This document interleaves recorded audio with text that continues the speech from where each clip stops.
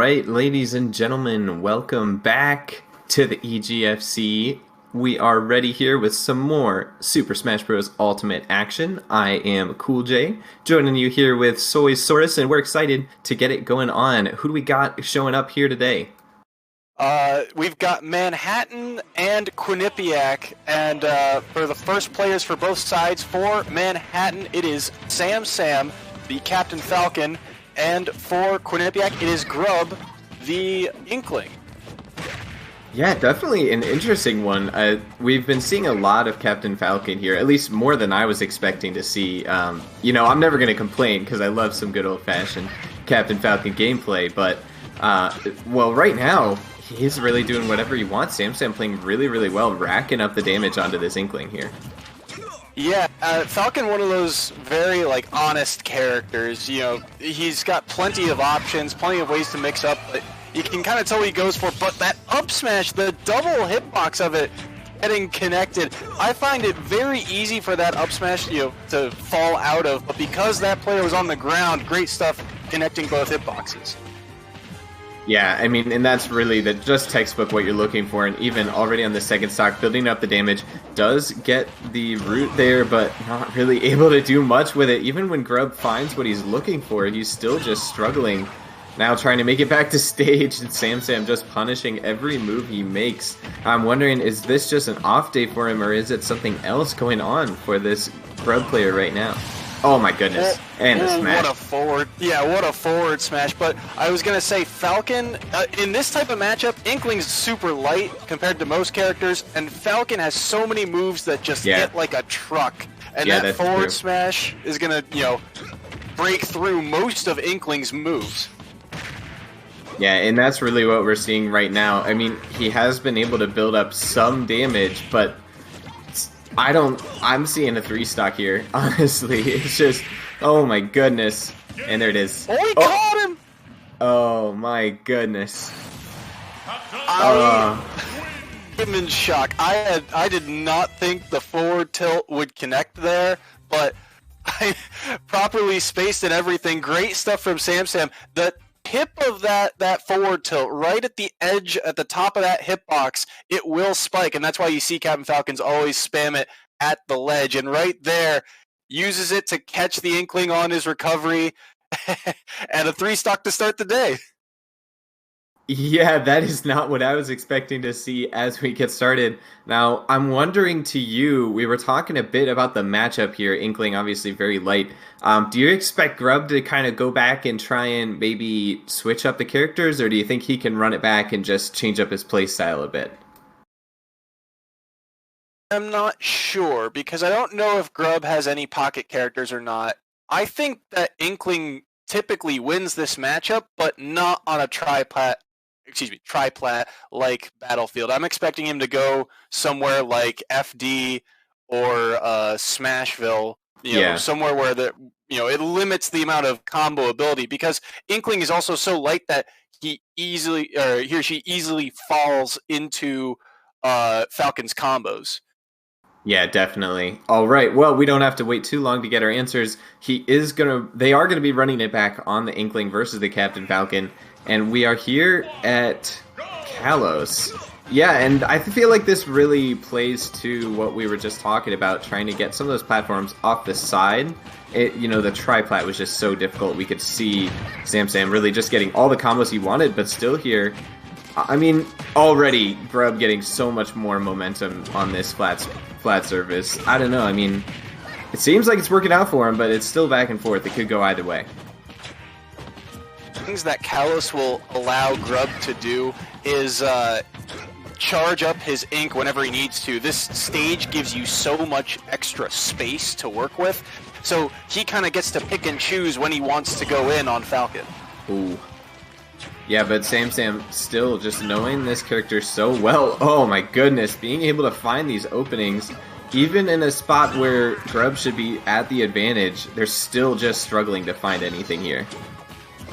Yeah, and right now, Sam's just pressuring so well. He's one of the top performers on this Manhattan team, so for Manhattan, this is a huge start for them if he can close this out. Yeah, definitely. Okay, can we see? He does get the first stock. Now, back and forth we go again. Grub getting some damage in, but he still has not managed to take the stock. He needs to even up the score and fast because Sam is starting to build up momentum. He's starting to get some of that confidence going. Oh, that shield. Perfect timing as well. Oh my goodness. It's just so difficult right now for Grub to get anything going. And one of the things about Inkling is that you kind of have to land the setup to all of Inkling's kill moves. And right now, you know, things like Roller, things like Nair, they chain, but he hasn't been able to follow up on any of them. He hasn't landed a single Roller, which is, you know, the easiest setup for Inkling. And things like Nair have only led to, you know, a little bit of percent here or there. Alright, well, he is able to launch Sam there, even up the stocks, but still so much damage. Sam could easily take the stock at any moment, especially with the way he's been hitting these smash attacks. Alright, now can we see... I think you made a great point, though, and I think really a lot of credit has to go to Sam just for how well he's playing into this. He's avoiding that setup. As I say that, Grub is able to get a little bit of a combo, but 20%, not much of a combo at all. Oh, Sam, I feel like he easily could have finished the stock there, but he just couldn't find it yet. Yeah, and again, Sam, one of the things he's also doing really well is watch how he controls center stage and makes Inkling come to him instead of, you know, just waiting out, you know, the matchup and having Inkling, you know, just kind of pick away at him. Instead, Sam is picking and choosing his places to go in because he controls center stage. Yeah, I definitely agree. It seems like he's practiced this matchup, honestly, from watching. I think that maybe this is one of his most comfortable ones, because as you mentioned, this isn't necessarily a matchup that would favor Captain Falcon, but he's just making it look easy. Oh, and the finisher. Grub, in the end, does manage to take a stock, but still, 3-0-2-0, and that's a great start, exactly what Manhattan College was looking for. Yeah, absolutely, and great stuff there from Sam. That combo at the end looked really clean, and then almost kind of an unfortunate trade there. You saw the up B come out from Captain Falcon. The Nair broke the command grab of it. They both fell, and then Falcon was able to read Inkling's landing and punish it with a forward smash. So great stuff to Sam, and like you said, Jaspers are out to an early lead, and that's exactly what they were looking for. Honestly, it was just an explosive start for them. Just great stuff all around. I mentioned it before. I love seeing the Captain Falcon gameplay. I think we saw Sam making some big plays from the very beginning of this EGFC Season 2. But if you've been here with us these past few weeks, you know what to expect. You know this is the type of action that comes along with the EGFC, and it's not going anywhere. We're going to take a quick break while we get the next match set up, and don't go away.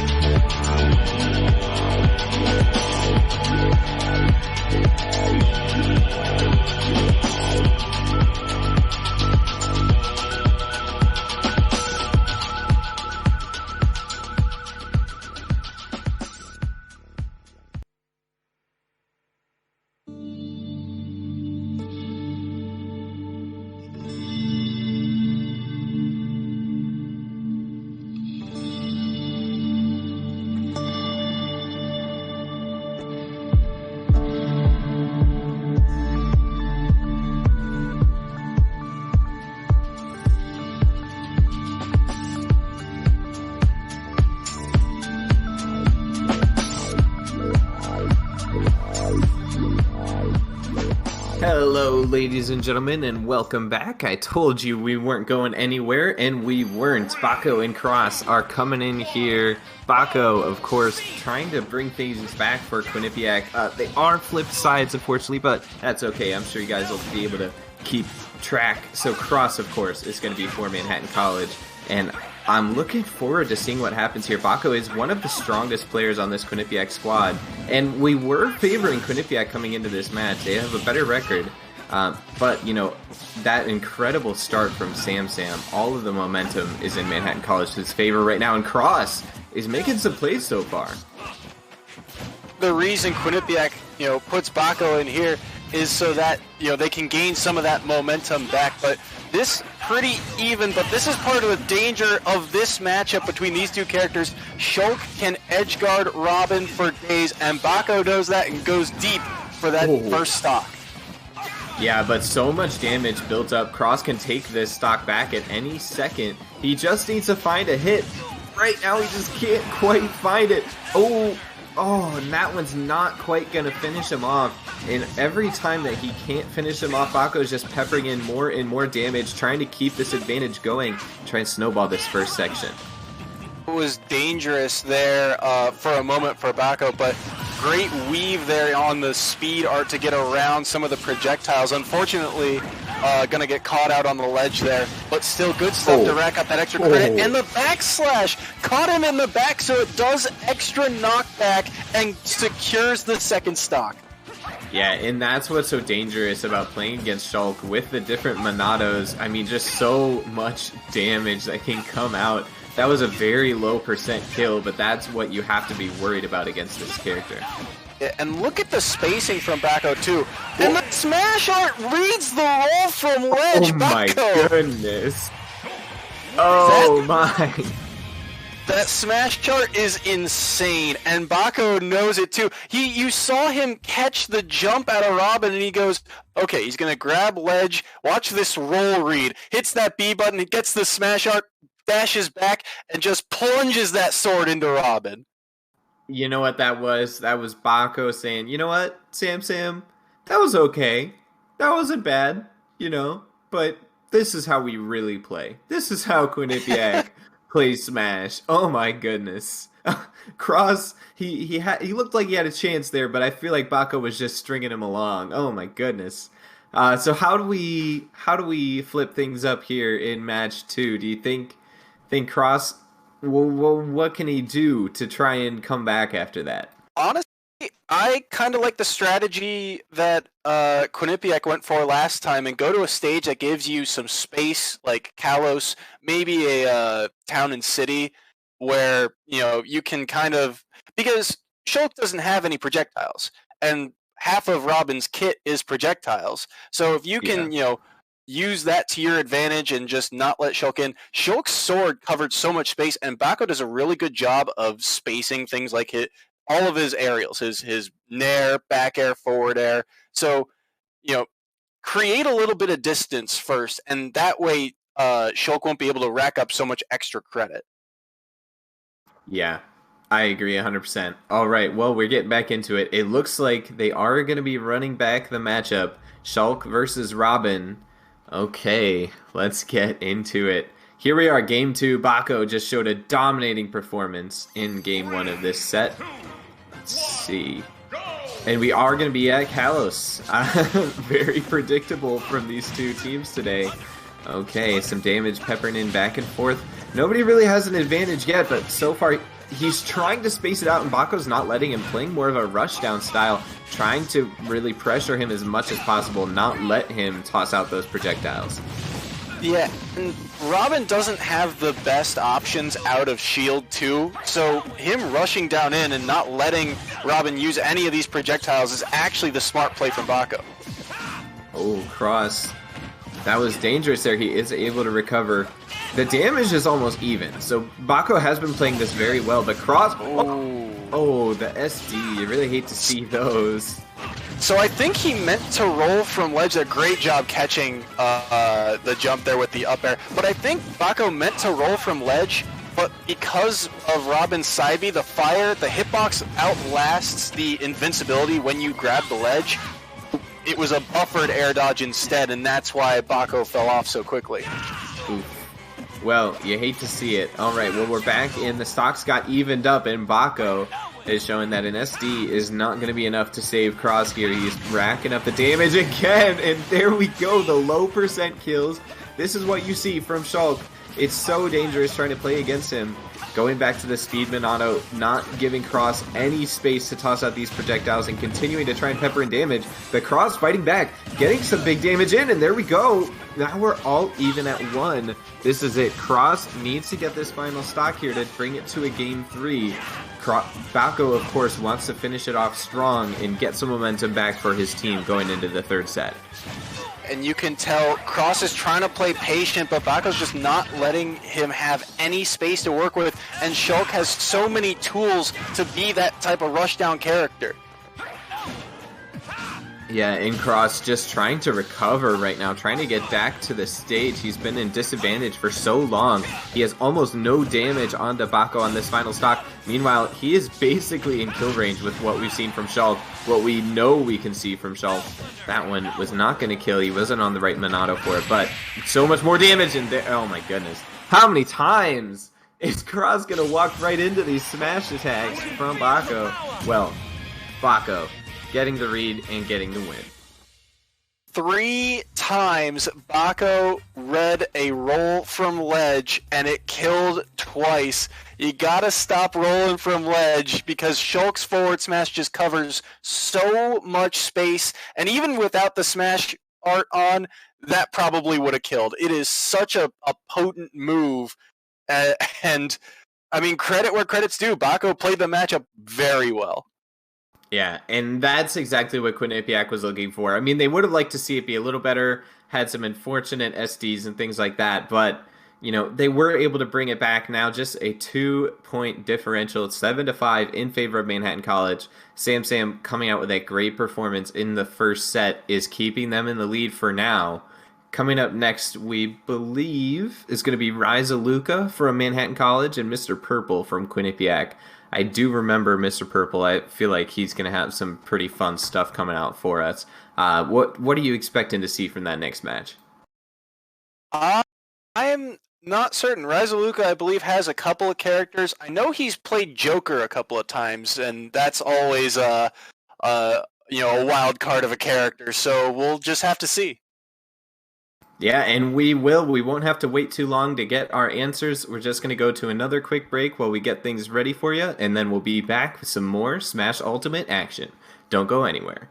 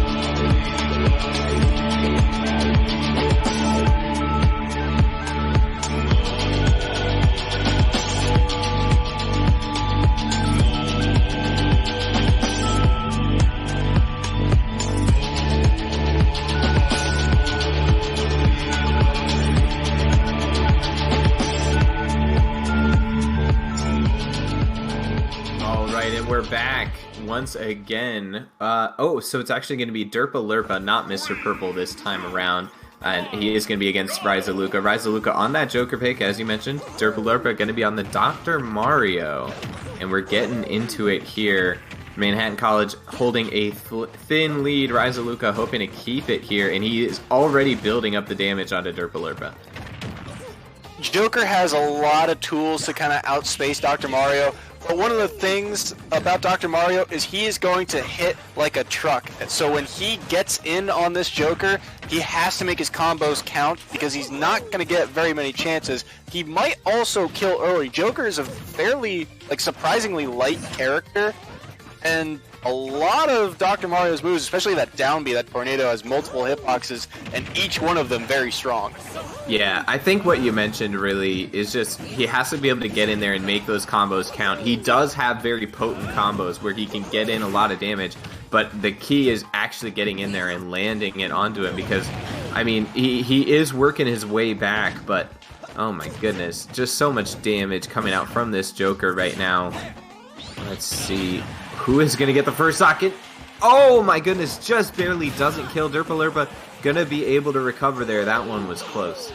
That's going to be another huge part of the matchup is edge guarding because Joker's recovery can get gimped if he doesn't have Arsene. That was so smart by Derpalurpa. The thing about recovery characters that can recover with grapple is they can get gimped so easily, and unless Joker has Arsene on the field, get pilled, and that will just cause him to not be able to grab the ledge anymore. But that counter is so strong. It is, I believe it is the strongest counter in the game, and even on weak moves, it will still do a ton of knockback. Yeah, and we see it there, getting the finisher, now evened up on the stocks, and Ryzaluka trying to build up the damage again, and it's working, but these two players very evenly matched, fighting back and forth. Ryzaluka building up more and more damage right now. Who is gonna... Oh, he is gonna be able to make it back. That one could have been dangerous for him. Almost fell off the stage. Now coming back in, Dr. Mario, Derpalurpa here, trying to get back. He is able to roll onto the stage, and we're doing the mating dance, shielding back and forth. No one finding any damage just yet. Derpalurpa is close to kill range. He's got to be careful here. It kind of feels like both of them are searching for the home run hit, right? Both of them are dancing on each other's shields, just trying to gain some sort of advantage and just, in general, just knock the other character off stage because they know how volatile off stage is for either one of them. Yeah, definitely. I mean, but the big thing is Derpalurpa is so high damage percent now. Ryzaluka could really kill him if he finds one good hit, but it seems like he can't find it. A nice grab there from Derpalurpa. Okay, that one's not going to take him down, but now at max rage! The max rage knockback, though, not going to take him off the screen, just barely. Ryzaluka able to survive that hit, and he's going to get that stock back. But now he himself at low kill range. Can Derpalurpa get in for a hit, though? Joker's just has so many moves with Arsene on the field that we mentioned how Dr. Mario hits like a truck. Arsene doubles the damage and knockback, it feels like, of every move Joker has, and so it's so easy to, just throw out a hitbox and have something connect. But good job by Derpalurpa evening up the stocks. Yeah, I mean, he did even up the stocks, but Ryzaluka has a huge damage lead. Derpalurpa is going to have to play nearly perfect to bring this one back. Alright, slowing down a bit. We're back on the stage, we're back level, but so much damage in favor of Ryzaluka. Derpalurpa with a nice hit there, trying to even things up. Misses the pill, can't punish the recovery, and he misses. Oh no! Flipped the side or up B the wrong way and missed the ledge. Unfortunate, but that is a we take those from Manhattan. Yeah, definitely a we take those moment. Oh my goodness. Ryzaluka, though, happy there to win the first game of this set and get more points for his team. Manhattan College looking very strong so far today. Yeah, and I mean, good stuff to Ryzaluka there. He had the lead for, the vast majority of that game, and at the end of the day, I felt like the big thing was that whenever they were in neutral, they just kind of kept hitting shields, and no one was really able to punish it. They were so cautious. They were either very cautious or swinging for the fences on the shield. Forward smash, down smash, whiffed grab, or like a, just a soft nair to figure out, what your opponent's going to do. Someone at some point has to be able to punish, just attacking shield. Yeah, definitely. I think that both of them are, kind of playing scared, but more just I think there needs to be a little more discipline. I think you're right, as it seems to be like a swinging pendulum between spam shield and then spam smash attacks, and it's I mean, we saw some good stuff near the end there, but it looks like we're getting ready. We're going to be running it back. Joker versus Dr. Mario again, but what's the stage this time around? Ooh, Battlefield. Okay,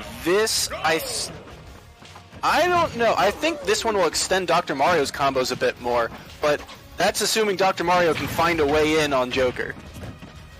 Well, he's getting his way in so far, but Ryzaluka able to fight back. It does make sense that Derpalurpa would pick this stage, seeing as he lost the first game, trying to get somewhere where he could have a bit more of an advantage, but you know, I'm not too sure that it gives a huge advantage either way. I feel like both of these characters are trying to do a similar type of thing. Yeah, I think this stage we talked about how it's like kind of a pendulum. This is very much a push your advantage state way farther one way or the other. If you're in disadvantage, you're in real big trouble. And if you're in advantage, you've got, the world to work with. All right, well, Derpalurpa was able to land, but I mean, we're seeing a lot of that. It's when we're getting off stage, it's been pretty difficult to recover. Especially Ryzaluka has done a great job of punishing Derpalurpa when he gets pushed off stage into the disadvantage state. Oh, but the spike!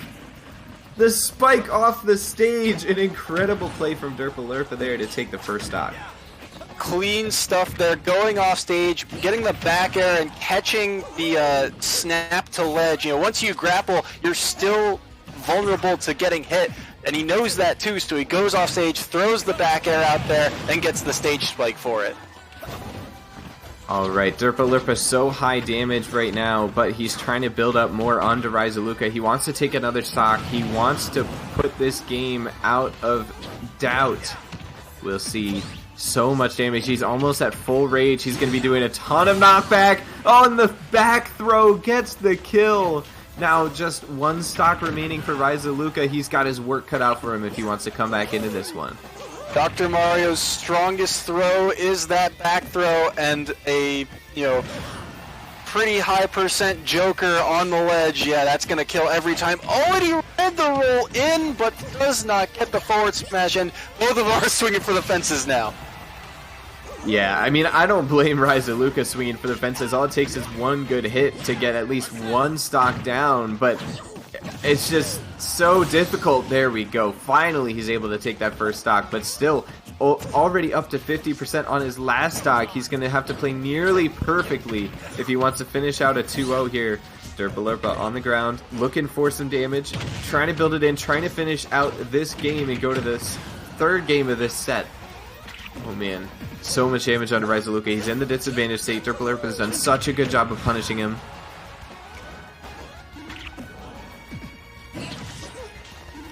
Not going to be able to read there. Good get-up attack, too. That's the first time he's get-up attacked all game. We've only seen rolls from Legend such that the back throw's not going to do it yet. Yeah, just barely not going to finish him off there. I really thought that was going to be it, but there it is. Finishes it off with style, and we're going to a game 3. Derpalurpa bringing it back here in game 2. And just cleaner play in general there from Derpalurpa. I mean, you saw a couple times when they got a little greedy, got into that, shield or spot dodge, forward smash, down smash type of state in neutral. But in general, Derpalurpa seemed a lot cleaner, going off for edge guards, knowing when Joker is vulnerable. And we talked about making every hit count. That's exactly what Derpalurpa did. Yeah, definitely. All right, so we're going into game 3 now. I don't expect them to make any character swaps. I feel like they would have done that in game 2 if they wanted to. Ryzaluka, having lost that one, is going to have the stage pick on the Joker. So what are you expecting to see here? I think in this type of game, it's so hard to say. Personally, I think one of the big, advantages of because both of these players are very when it comes down to edge guarding, it's very potent. Wall jumping would be in play, so go for a stage with walls. But we do see a character switch, so Wall jumps are not going to be in play, and Ness vs. Dr. Mario is a very different type of matchup. Yeah, and we're going to be going to PS2. All right, I was not expecting this at all. So Ryzaluka throwing a curveball here in Game 3, hoping to close it out. And we'll see how it plays out for him. It's a bold move. All right, so early on, they're just feeling each other out. A lot of damage going back and forth, but still nothing crazy just yet. No big hits. Ryzaluka doing a good job of spacing out right now, but Derpalurpa using those pills to try and close the distance, try and get some damage in even from range. Oh my goodness. Back and forth. Ryzaluka does seem a little bit more confident in this matchup, but is it going to be enough? Here's the struggle, I think, for, oh my goodness, never mind. I was going to say finding a kill move might be the issue for Ness, but if you're going to land the neutral B like that, it's going to be no issue. Yeah, but I'm not sure if we can expect him to reliably hit those, so, you know, I mean, because I think Derpalurpa really walked into that one. You can see it coming from a mile away, but, I mean, he got it, so credit where credit's due, right? Yeah, I guess so. It must have been a big brain play. He willed his opponent into walking into it. Oh, man. All right, well, he did get that early stock. He's got a lot of damage on him, though, Derpalurpa. But look at this. Look at the spacing that he's doing with these projectiles. He's not really letting Derpalurpa get in there to finish off this stock. And one of the things, too, Derpalurpa has great job covering all those options from ledge to secure that stock. But Derpalurpa has cape, which will reflect projectiles. But the issue is it's kind of slow, and you have to time it properly. And Ness just has so many projectiles to throw out that it makes him vulnerable once he uses it, and that's why you're seeing Ness at such an advantage state. Yeah, we saw a perfect shield from Ryzaluka chained into a huge combo there. He got so much damage, and he's able to take the stock now. Derpalurpa down to his last stock here in Game 3 of this third set. Manhattan College, they came in today the underdogs, but they are looking like the favorites so far, playing some incredible Smash. So much fun to watch, and already building up even more damage is Ryzaluka. Yeah, today it feels like they've got, there's something in the water. A fire's been lit under them, and they're really, giving Quinnipiac, who's looked really good this year, a run for their money.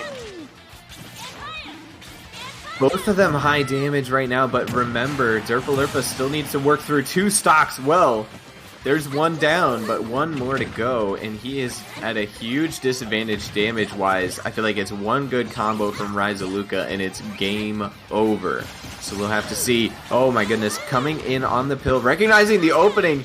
Oh, and he's just relentless with these plays. Derpalurpa able to land and get the shield off, but such high damage percent now. Can Ryzaluka kind of the finisher? He's able to come back from ledge. Derpalurpa's done such a good job of covering those options as we talked about before. Gets the grab.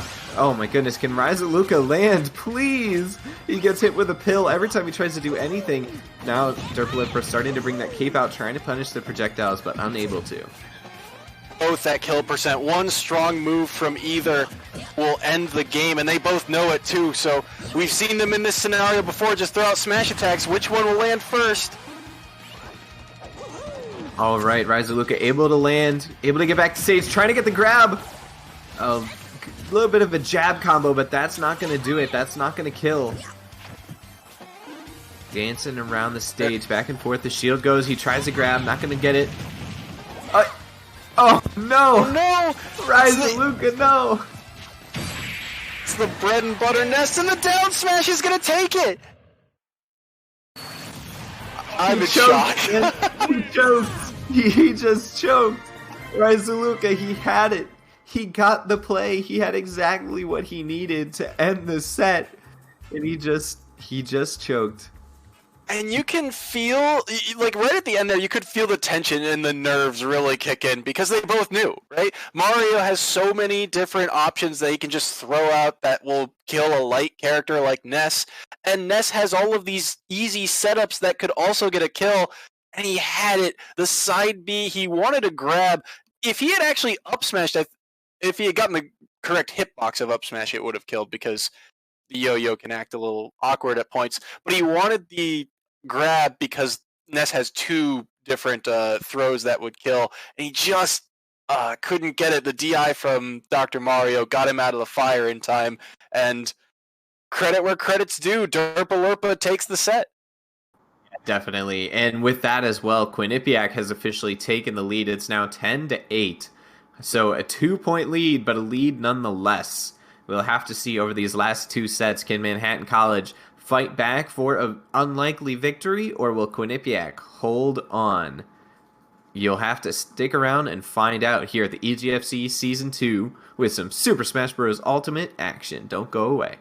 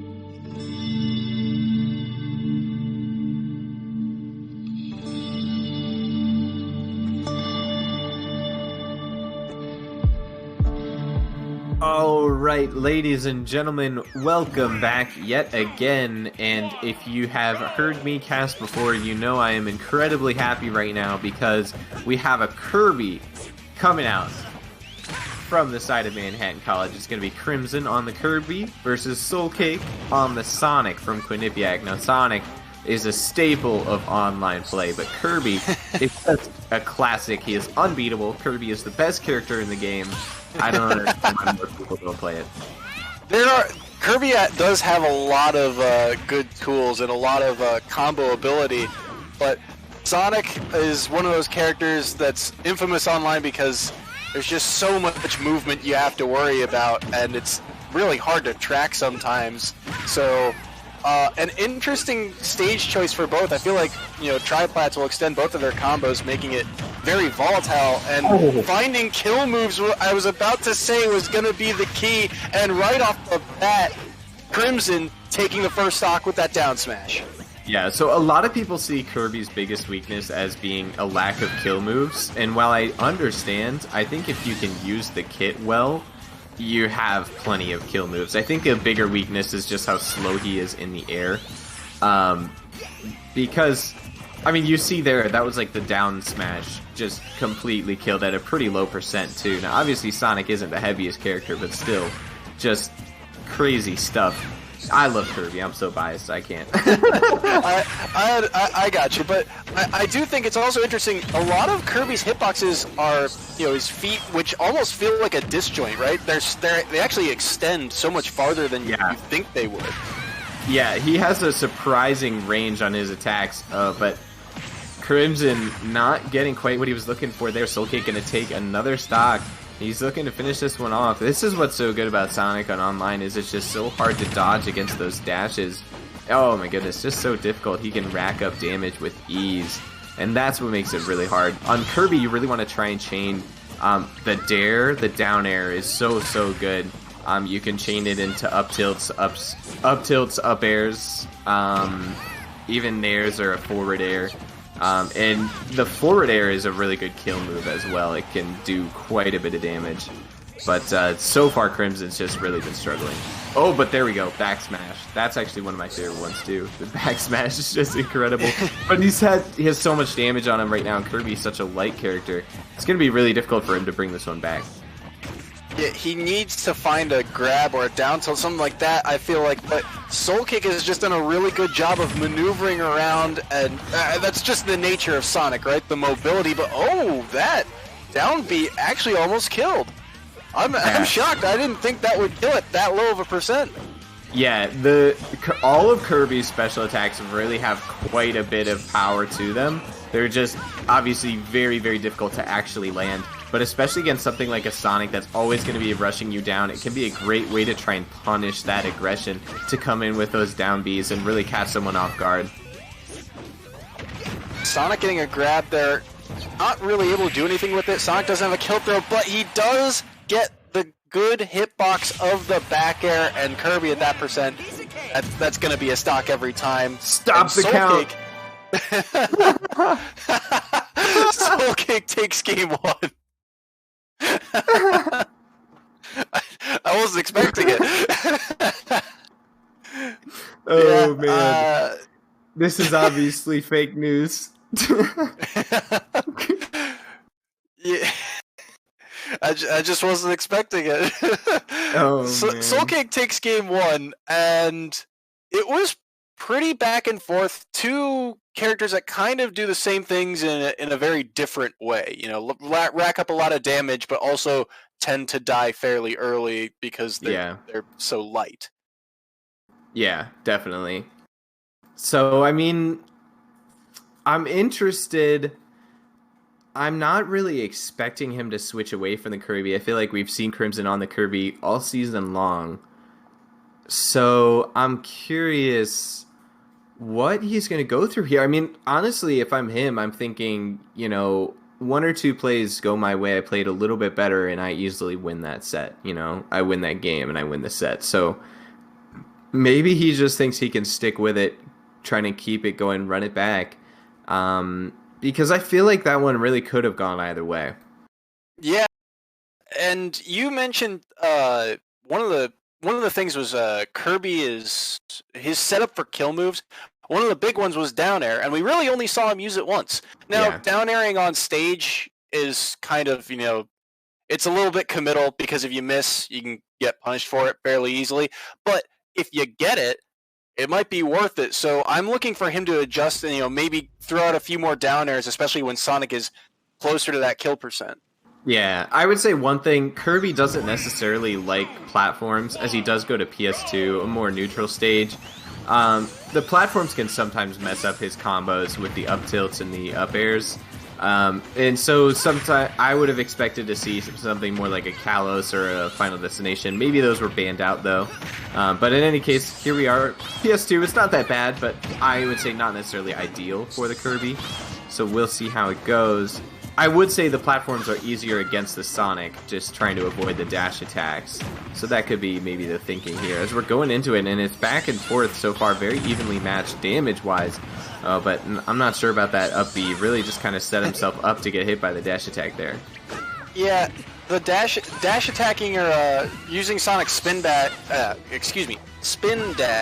into Kirby. So long as Kirby is like maneuvering around the platforms on either side of the stage, really makes it hard for Kirby to be hit. He doesn't go for something committal, but If it doesn't work once, do it again. It might work the second time. Okay, Sonic takes it right back, and we're back into a dead even game. Yeah, and that's what I'm talking about, though. I mean, the constant aggression, you can really catch people out. I really prefer to use the side B. It seems to be the most hated move among Kirby mains, but you can really fit that thing in there in a lot of cases where, you know, technically you shouldn't be able to hit it, but people aren't going to be able to avoid it, and you can do some massive damage. Well, I feel like in a matchup like this, where maneuverability is so potent, side B is such a committal move that it's going to be hard, especially on a character like Sonic, you know, who's just jumping around the entire stage half the game. That going for, you know, a charged side B, while super powerful, it's going to leave you vulnerable to get hit. Yeah, well, I usually don't charge it up. If you're charging it up, then you're asking for trouble. But, Yeah. oh my goodness, and we see the power here of the back air from the Kirby as well, just doing so much damage. You know, and this is the thing from Crimson, where it's like, it feels like sometimes he looks like he doesn't know what he's doing, and other times he just, like, looks like he's just absolutely in sync. He is one with the Kirby.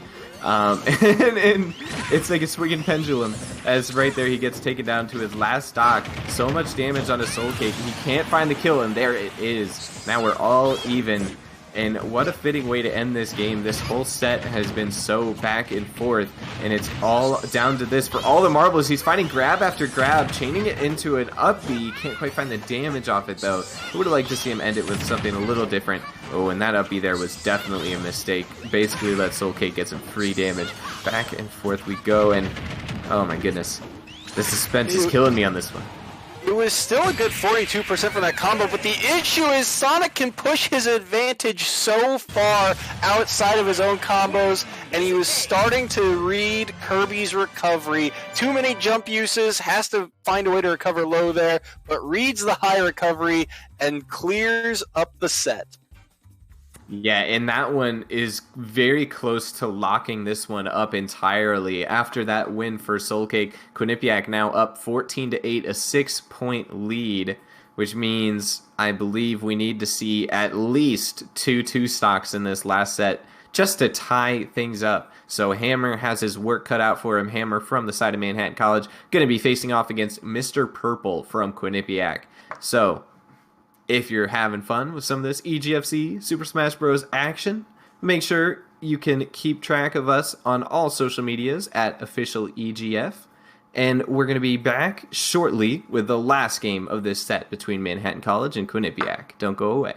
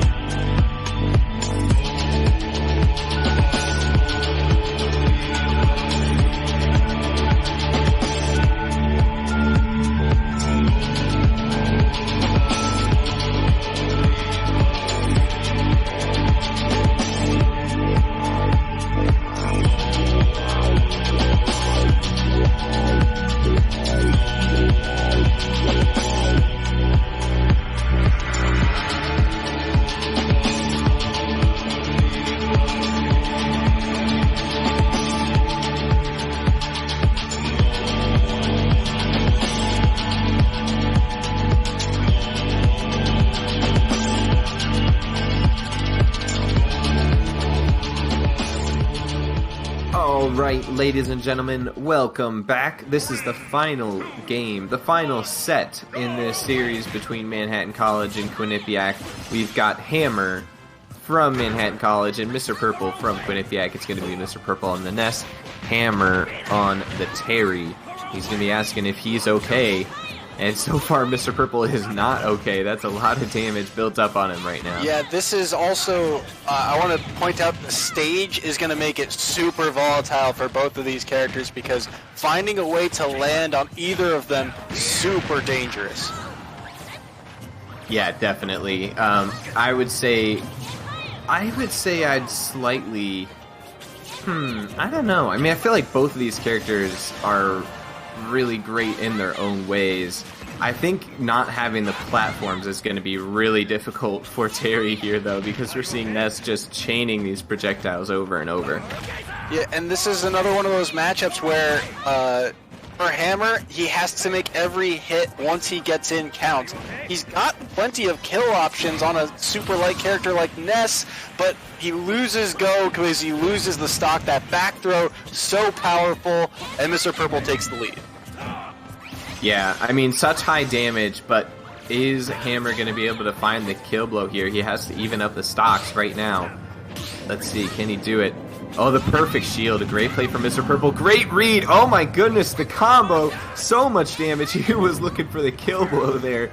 He was out for blood. He couldn't quite find it. Oh, and the mating dance. Both players whiffing their grabs, but in the end, Hammer going to be able to take the stock. You could tell Hammer was really searching for a kill move there, just trying to find a way to edge guard Ness. Ness is so floaty that Terry, he plays very grounded, you know, aside from a couple of, you know, aerials, you know, things like the down B make him go up into the air, but aside from that, he plays a very grounded style, and Ness can float around that very easily. It makes it so difficult, and when your options are limited on the ledge like that, Ness is going to find a way to take the stock every time. Yeah, most definitely, and it's just, oh my goodness, Mr. Purple is doing whatever he wants right now against Hammer. So much damage being built up onto him. It looks like he's going to two-stock him unless Hammer can find something, but no, a great combo there. And I mean, if you're Hammer, if you're Manhattan College, what do you do? What do you say, you know? Yeah, and that was right there to clean up the stock. I mean, that's just the classic Ness, right? Side B, catch him in the fire, and then punish, you know, whatever way they're going to try and get out of it. You know, the forward smash, one of Ness's best kill options outside of, you know, those throws that we mentioned. And that matchup, I think, really towards the end, I think Mr. Purple just made really good adjustments to kind of catch on to what Hammer was trying to do there.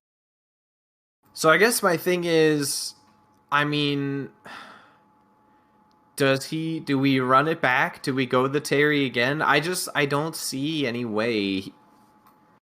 I don't know. Terry might do better on a stage with more platforms there. That way he doesn't have to worry about as many projectiles, and he has an easier way to get down. But, I mean, the way that game kind of worked, Mr. Purple did a really good job of not letting Terry Hammer have many chances to get in the first place. So I wouldn't be surprised to see a character change, but I also wouldn't be surprised if they went to something like a Battlefield, like a Yoshi story. Okay. And we do have a character change. Yeah, we're gonna go see the Ken. I'm not sure that this is much better. Similar play style. I think the difference here is that where Terry has a lot of combos, Ken has a lot of kill power. I mean, Terry also has a lot of kill power, but I think Ken has a lot easier time getting those setups in the first place, but not if you input the side B like that and already Hammer off to a rough start. Yeah, not what he was looking for, and actually that means there is no longer any way for Manhattan College to win or tie this match. They had to, after losing that first game 2-0, they had to double 3-stock, and unfortunately that's now impossible. But We're still playing for bragging rights. We're still playing for pride. And of course, these points, these rounds and these points will matter in the season standings later on as we look towards playoffs. So, Hammer, can he find it in him? But, oh my goodness, Mr. Purple is just doing whatever he wants right now. Yeah, and falls out too quickly. Tried to avoid the up B there. If he got hit by the up B, especially by the strong hitbox, it might have killed him off the side. Tries to avoid it by dipping down low, and then up B is not tall enough. And he's trying to find these kill moves. Ken has a lot of raw kill power, especially things like up B, but no. You hate to see it end like that, but Quinnipiac closes out the match. Yeah, in closing it out in style, they're very strong, playing it very well there, and that's exactly what Quinnipiac was looking for. Mr. Purple is their anchor, getting the 3 stock to finish out the set with a message, and great stuff from them. Yeah, and a great bounce back from last week. They had to play William and Mary. That was a very tough set, very close. And, this was kind of the set to get them back into the flow of things, Manhattan, really good showing right off the start, but unfortunately for them, unable to clutch it out at the end. All right, so the final score of this one, 21-8 in favor of Quinnipiac Manhattan College. They looked good for a while, but they just couldn't keep it going in the end. Of course, if you enjoyed this, I encourage you to keep up with us on all social medias at Official EGF. We've got Overwatch, FIFA, Smash Bros, and Rocket League action running down every week for the collegiate scene. And as well, you can catch me on Twitter at CoolJ_TV.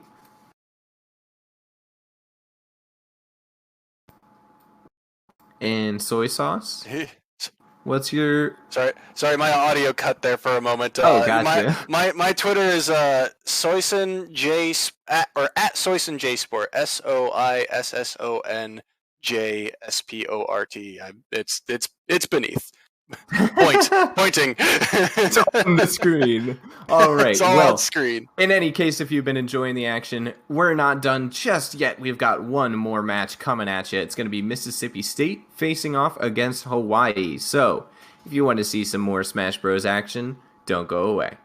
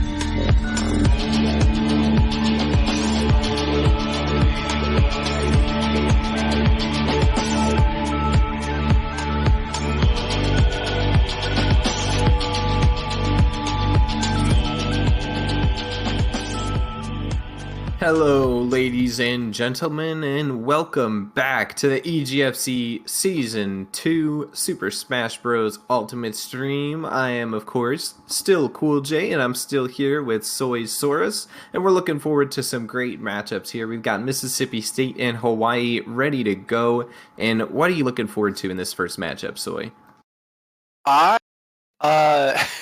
I actually have not seen a whole lot of either of these two teams, so I'm not really sure what to expect. I do know that both of them have had very good starts to the season. I believe they're both 3-1. If I check my, if I am correct in my, the way I'm looking at the standings, but both of them very good in their own rights, and I'm also very interested to see, different regions of, the world have different, characters that are very common, so I'm very interested to see what type of matchups we get.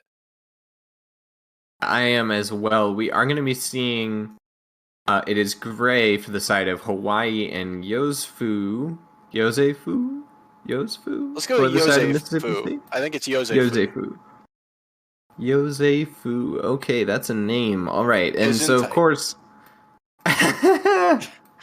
Yeah, so one of the fun things that comes out with Hawaii is that they are in Hawaii, and the famous Nintendo Online experience sometimes makes an appearance. So we'll see how that plays into this match. It's always a factor, but it can be even bigger factor for these Hawaii players. So we'll see. As looks like we're getting ready to go into this one. Both players, crossing their fingers that the Nintendo experience does not kick in. I think we're going to be doing a lag test, maybe. We'll have to see. It looks like Gray on the Pokemon Trainer for the side of Hawaii, Yosefu on the Simon. If they keep these, that's really interesting picks. Especially the Simon, I didn't expect. Yeah, I have not seen a whole lot of Simon, but, I mean, this character has a lot of interesting tools, a whole handful of projectiles, and this character is really about just spacing in general, and it's very awkward hitboxes too, because it's either straight up or straight out with this character. Yeah, definitely. And that looked like an SD? Yeah, okay, so we are just lag testing. Okay.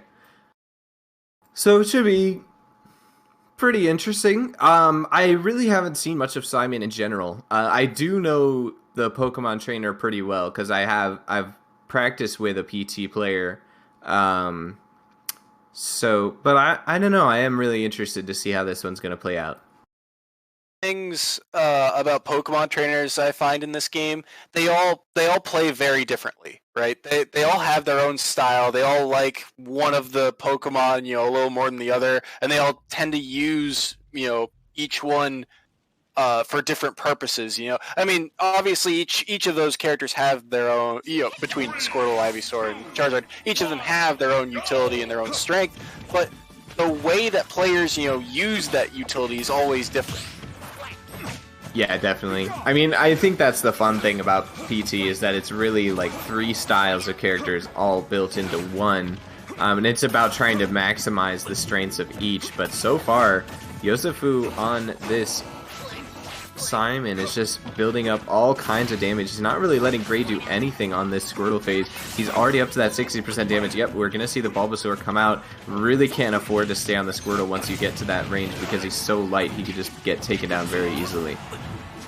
Yeah, and one of the other issues with Pokemon Trainer in this type of matchup, no Reflector to do anything about any of these projectiles, but Charizard is going to be huge in this matchup. Charizard, a heavy character who can live for a while, survive some of the heavier hits that Simon can throw out, and super volatile in terms of edge guard capability on Simon. Simon has mostly a grapple recovery, things like forward air will grapple to the ledge, but things like Charizard's neutral B, the fire, will actually knock him out of it and make Simon fall to his death. So it's going to be very important every time Gray has Charizard out on the field.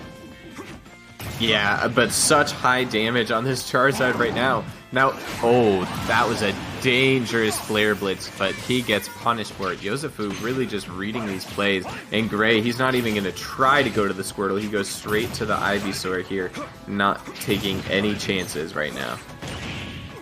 And Squirtle, would be really good for maneuverability. Oh my goodness! It doesn't matter when you have Ivysaur's down air hitbox, which is actually the size of Alaska, it feels like. Yeah, I mean, it's just pretty ridiculous how big that is, but still does the damage that he needs to get done, and now the stocks are all even up. The damage is pretty close as well, but Yosefu is trying to change that. He's trying to rack up the damage out of this Ivysaur, and it's working so far. Yeah, and Ivysaur also a character with a grapple recovery, and you see Simon abusing it by using the, I'm forgetting the name of it, but that fire that he casts out of the bottle will knock Ivysaur out of, his up B to ledge. So another important, factor of the matchup. Yeah, and a big thing right now. Oh, Gray. Oh, no. Okay, he is going to be able to recover that one. It was very dangerous there. He takes a ton of damage just trying to get back to stage. Now he's trying to get to the Ivysaur because the Ivysaur has given him the most success so far, but he's having trouble. Yosefu is controlling the matchup. He's doing so much work, and there's the kill blow. A 2-stock in the first game of this first set. Every option was covered. The fire covered neutral getup, the axe covered jump, and then everything else, even getup attack or roll, were covered by that F smash. Every single option. It's Simon's, best trait about him is when a character's on ledge, he has so much ability to cover literally everything. Yeah, I mean, what else could Pokemon Trainer do there? Yeah, Even if he re-grabs the ledge, he loses grab invincibility, so he's going to get hit by something either way. Just don't get off stage, Forehead. I mean, there's really not much I can say there. Gray, when he was on Squirtle, he looked absolutely useless. Could not get in, could not do any damage at all. The Ivysaur looked a little better, but still struggled. The Charizard really couldn't do much of anything. Yosefu is feeling himself right now. He is very confident. He's very happy about how that one went. Yeah, he is spamming the gurs. He's feeling it, and I can't blame him. He played that really, really well there in game 1. And I think it's worthy of note, oftentimes in competition like this, when you see an uncommon character, you kind of have to assume that they've got this character, on lock. They know all the bread and butter stuff. They know how to combo. They know how to find kill moves.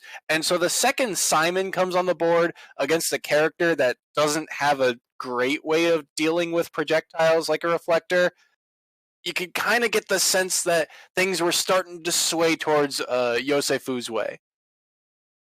Yeah, definitely. All right, well, so Gray was off selecting for quite a while, and I'm wondering, I mean, PT usually such a safe pick.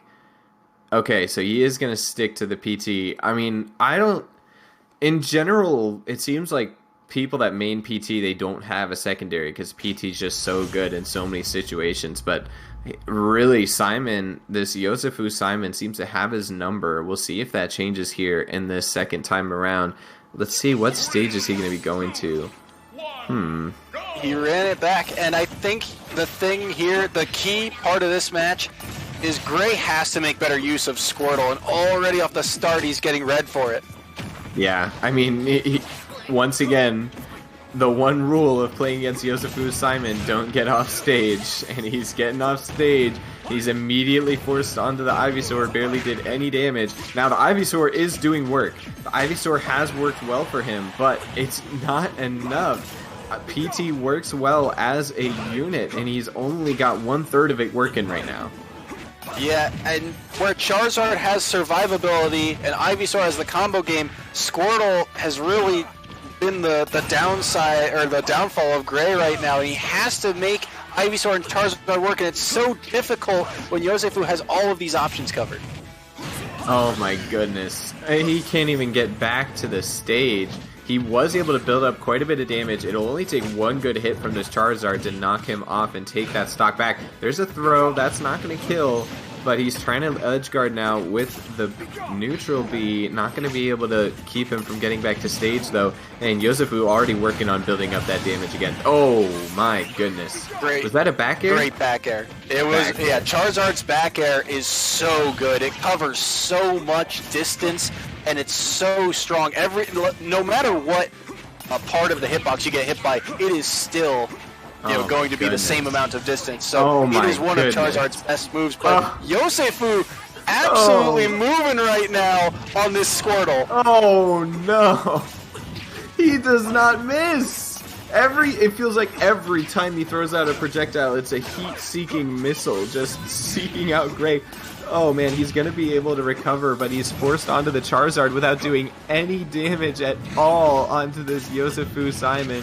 He is putting on a clinic right now on how to play this PT matchup. Oh my goodness. Okay, so there's just no beating this guy. Yosefu is he's cracked. He's nuts. I think we got a sniper in the chat or in the game right now. Yosefu snipes him with the cross, and was that a 0 to death, or did Gray get 38%? Oh, and the shield break! How does he decide to punish it? Oh, no. That was so clean! A 61% combo and nearly the stock for it. Oh my goodness. We're not done yet. He's still got him off the stage. It's literally just everything. Who do you think you are? I am. I mean, absolutely. Oh my goodness. That one Yosefu. shield break led to 93%. That is incredible. I'm at a loss. I don't know what to say. I mean, oh my. Oh, the style. Oh, the style. Yosefu says, all right, we're going to get this match off with a bang. Look at that. The fire combo into the up B. The power of Charizard is the only thing that kept that from being a double 3 stock. Just absolute dominance from Yosefu's Simon right there, and that is exactly the start that Mississippi State was looking for here.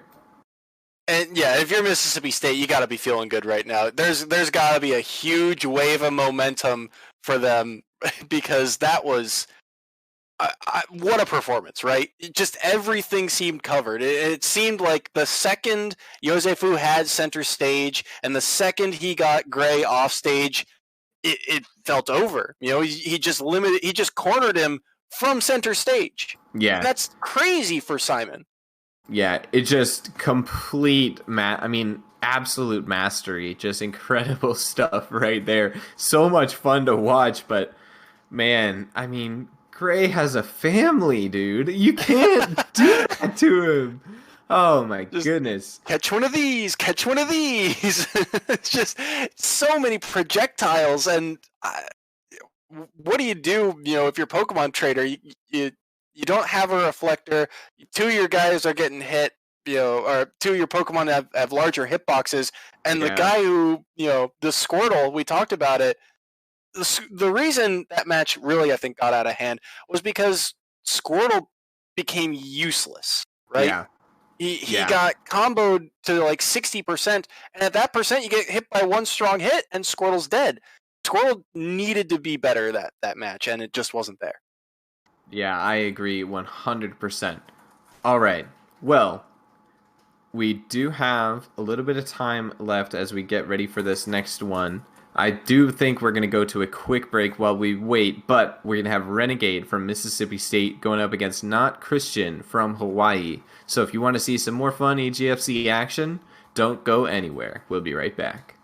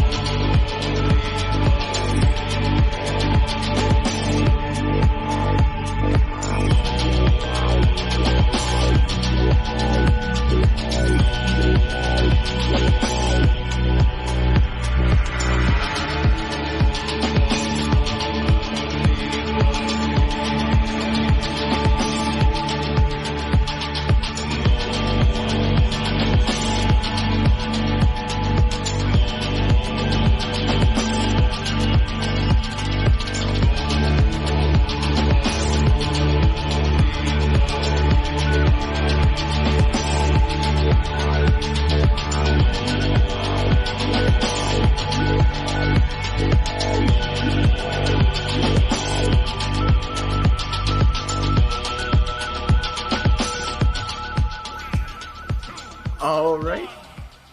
Welcome back, ladies and gentlemen. We've got Renegade from the side of Mississippi State. We've got Not Christian from the side of Hawaii. I'm not sure if this is a Wi-Fi test or not because it's got to be a Wi-Fi test because Not Chris went in.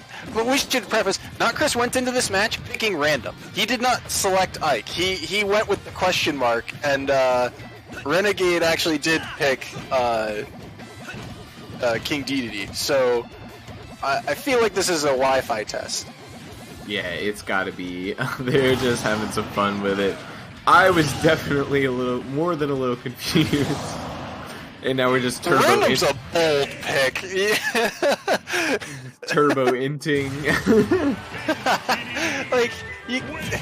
Random is the... Alright, I'm just gonna see... roll the dice, see what I get. Do a King Dedede, that could go sideways real fast. Alright, well... I don't know. I was kind of caught off guard by that one a little bit. I know it's a lag test, but... All right. So I don't know what to expect. We are going to see the King Dedede facing off against a Game & Watch from Not Christian.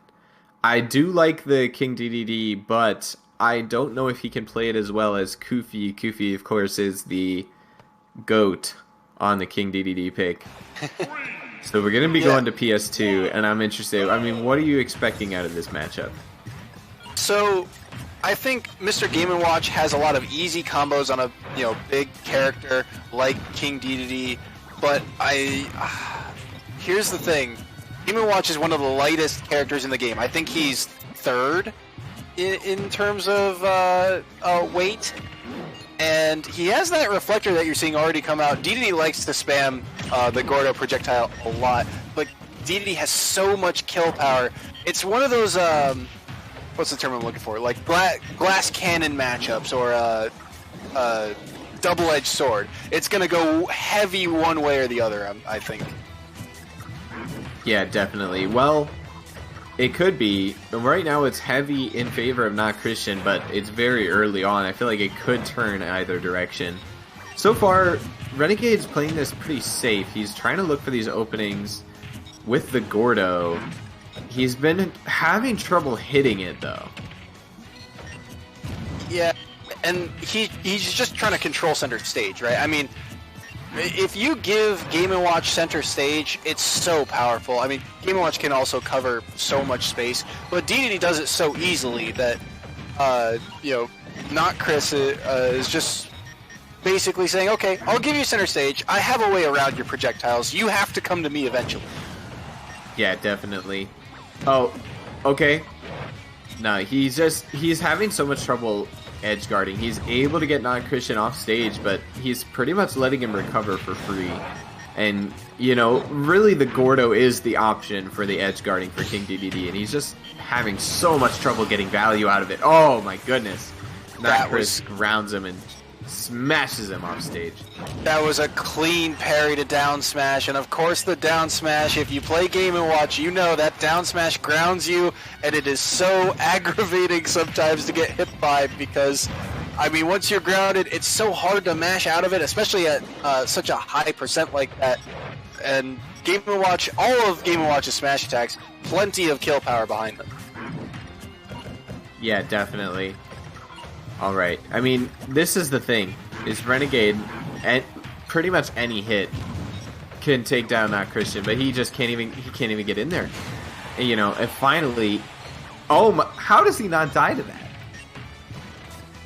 That was good DI from Not Chris. I mean, here's the other thing too. Renegade is really trying to space out Game & Watch, but that's exactly playing into Not Christian's game plan. He wants Dedede to come to him so he can, beat and punish. It's an awkward way to go about it, but if it ain't broke, don't fix it.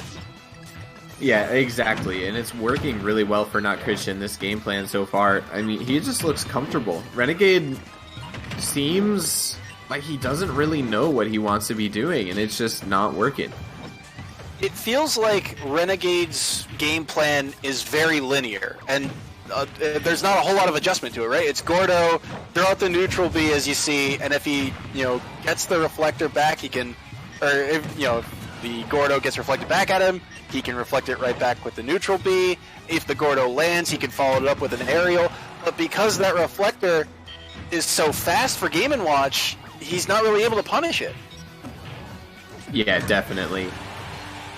Alright, so about even damage. Renegade has managed to even it up, but one of the biggest things we've seen, at least so far, is that he really struggles to find the kill shots. King DDD is a heavy. He should be able to get early kills, but, I mean, building up damage crazy and still not able to find them. It has been good DI from Not Christian, but mainly I think Renegade just hasn't been playing it very well. And it's about, finding the kill hits, the big hits that will kill is one of the things that heavies really do well because all of them should hit like a truck.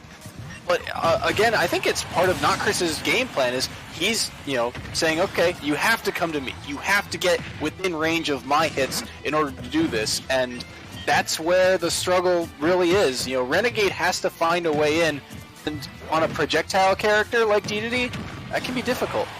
Oh. Yeah, and especially because he just seems to be struggling so much with the Gordo, with such a key part of his kit. Oh, and he SDs there.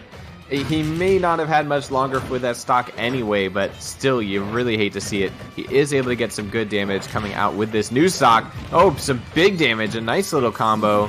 He lays out the Gordo, tries to set up a smash attack. No Christian is able to avoid that one, but so much damage built up now. And the thing is, even though Renegade has struggled to find them, he is nearing the kill range right now for Not Christian. If he can put it together here, he can finish out this first game. About to mention that the other noteworthy part is at 67, one forward smash, especially if he's on ledge, that'll kill. Another strong hit, from 82, if he lands any strong hit of any of his kill moves, something like back air, something like, up smash, forward smash, down smash, any of those, if he gets the strong hitbox at any point now, Game & Watch is so light that it's already over. Oh, okay, he has the air dodge out of the up B. Yeah, that one was looking very close. Not Christian is able to recover there. Impressive usage of his character just to be able to get back. Playing a little bit of tennis there, maybe some Pong, bouncing back and forth with the Gordo. But, okay, who is going to find the kill blow? Honestly, I'm just expecting it to be Not Christian, and there it is. He grounds him, takes him down. Not Christian. I mean, it wasn't flashy. It was clinical. It was good. It was disciplined. Great stuff from Not Christian there in game one. And partially the nature of the matchup, right?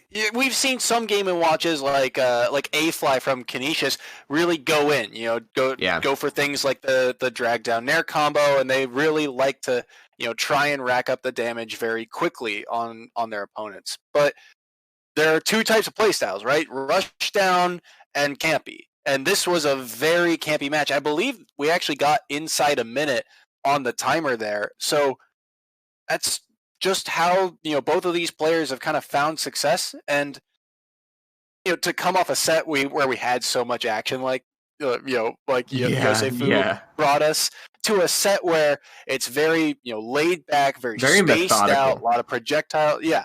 And so it's, but I mean, thought, the tension was still there at the end. Both of them, searching for that last little projectile, that last little extra hit to find a kill move. Yeah, I definitely agree. So we'll see. I mean, I'm expecting them to run it back. I feel like both of them are going to feel pretty good about how that went down. I think Not Christian is going to feel great. I think Renegade is thinking, there's a couple things he could have done better. So I'm not sure what to expect here in game two. I think the big thing is I just want to see Renegade hitting those kill blows because I know he has so many of them and he's really struggling to find them. Yeah, and I think the other reason Not Chris is kind of the favorite in this matchup, specifically in terms of characters, is that Game & Watch has a lot better options for that type of rush down style. DDD has options, don't get me wrong, but things like the out of shield up B are so good for Game & Watch that if you force a projectile heavy character like DDD to come to you, that's exactly the scenario they don't want to be in. So the second Not Chris gets an edge, that's exactly the type of game plan he's going for. Yeah, definitely. All right, it looks like they might be ready. Maybe they're still looking on picks and bans, but I think they are finished up and just about ready to get into this one. Let's see. The wait is no longer. We are going to be running it back. The King DDD versus the Game & Watch again. Not Christian, of course, on this Game & Watch, trying to bring things back for Hawaii. 3, 2, 1, okay. Interesting. Smashville, interesting stage selection. That platform in the middle is really gonna mess with DDD's Gordo because you can angle it, but it's still fairly linear in how you can throw it. Yeah, I mean, I think it's really an interesting pick. I'm not sure what he's looking for. Maybe he's more focused on trying to put Game & Watch in a bad spot than he is about trying to put himself in a good spot, but so far, Not Christian is really just off to the races. The other thing of note here, Smashville has really close blast zones, especially on the sides of the stage, and both of these characters like to kill off the side. Not a lot of kills off the top or off the bottom with these two, but ooh, that high ceiling of Smashville coming into play, saving Not Chris there. That was a big up air. Yeah, and now we see both of them at high percent Renegade. This is it. This is what we were talking about in Game 1. Can he find these kill shots? He was just struggling so much to actually finish the stocks, and there it is. A great read off of the recovery there. That's what we want to see more of from Renegade if Mississippi State is going to turn this one back. And he covered so many options too. The Gordo covered jump, it covered roll, it covered get up attack, and right there, Renegade covers every other option by throwing out that down smash, and not Chris, but another classic Game & Watch setup. That down smash is going to be so important, and Renegade has to watch out for it.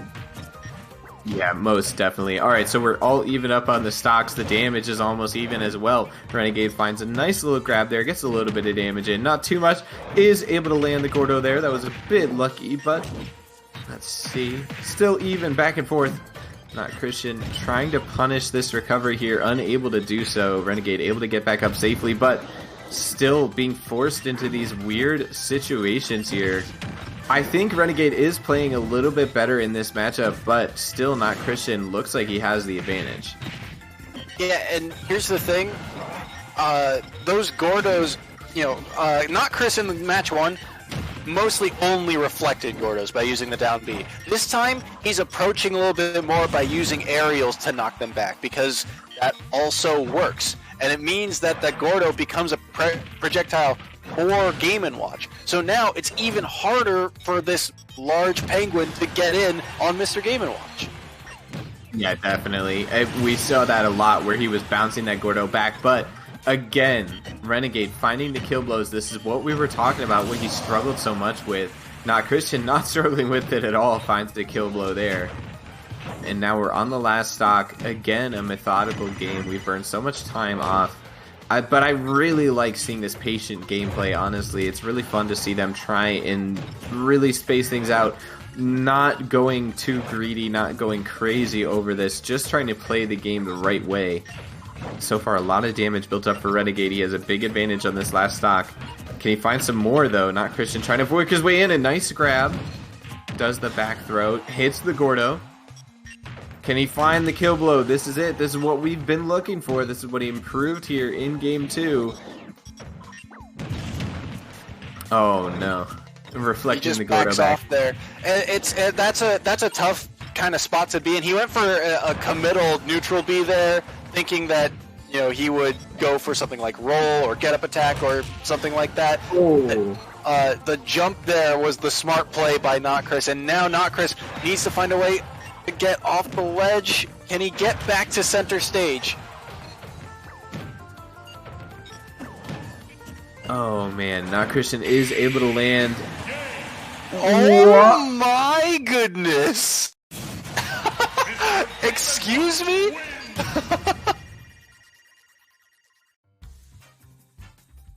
I'm in shock. Is that legal? I think that's illegal in at least 5 states, and one of them is Hawaii. That was absolutely brutal. And he hadn't used the number hammer, the side B for Mr. Game & Watch like all game. Even when he tried to throw it out, it never hit or never really did anything. He used it once while recovering to kind of stall himself a little bit. Bro. I'm in shock. What a way to end the match. Bro, no. Oh my goodness. You gotta feel bad for Renegade, though, because he had so many opportunities. He had Not Chris off stage for so long. Yeah. And Not Chris was at 100%. You would think DDD fighting a light character at 100% would find a strong hit somewhere, but it's so tough sometimes, especially on a character like Game & Watch, because they can mix up their recovery so easily, so it becomes a game of cat and mouse on the ledge. It becomes a mind game, essentially. Yeah. DDD can only cover so many options, and he couldn't guess right. Bro, I don't know, man. That 9 was insane. There's no way around it. That 9 was just so clutch. Oh man. All right. Well, in any case, if you want some more skill-based or luck-based action, we're going to be coming up soon with Altair from Hawaii facing off against Canoe from Mississippi State. Wait, are they ready? I think it's another Wi-Fi test. No, but this is Renegade. Is Canoe playing on the same Switch? Well, I think we're still waiting on people to get set up here, so let's see.